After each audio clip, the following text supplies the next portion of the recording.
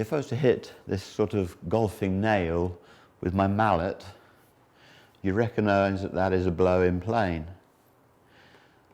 That's a miss, that's glancing, but that is me hinging within the plane. Now, similar to the golf club, wrist hinge is to 90 degrees. It's very good. That mechanism is very good at knocking nails in, and if this were a fence post and this were a mallet, I'm making a vertical plane. My wrists are cocking in that plane. I think you'd appreciate if my forearm was here or my hand was over, I wouldn't hinge in the plane of the peg. I have to have that neutral square forearm posture biomechanically to make sure that I hinge within the plane.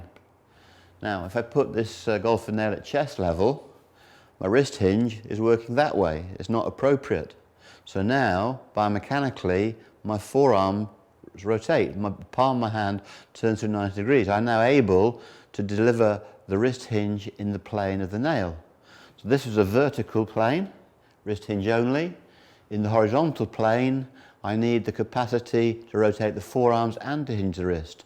So I've got two biomechanical hinges, so to speak, working as one. The wrist and the forearm are facilitating each other. In a moment with the golf swing, I'll show you that the shoulder turn increases the length of that arc. So there we have it, very simply. There's wrist cock, there's forearm rotation, and there's body turn. Those three components deliver a blow against the golf ball. If I bring in the post here, and I address the ball, this is wrist hinge, this is forearm rotation, and this is shoulder turn. The beauty is they all work as one, but biomechanically they have this in common. The wrist cock is to 90 degrees. There's 90 degrees between the forearm and the shaft of the hammer. There's wrist cock. Now there's forearm rotation. You can see there's 90 degrees. There's vertical, there's horizontal.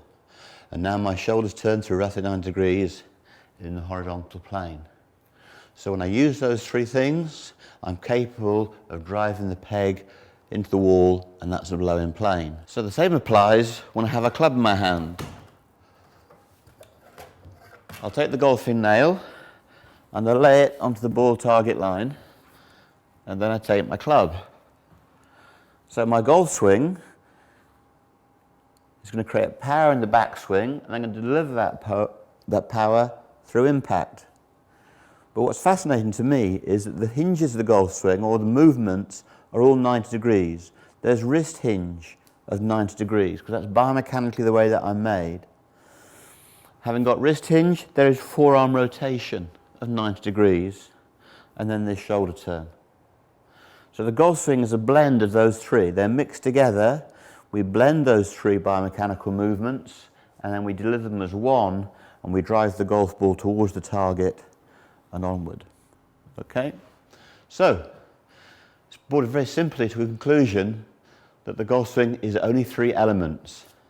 There's a wrist hinge, there's a forearm rotation, and there's a shoulder turn.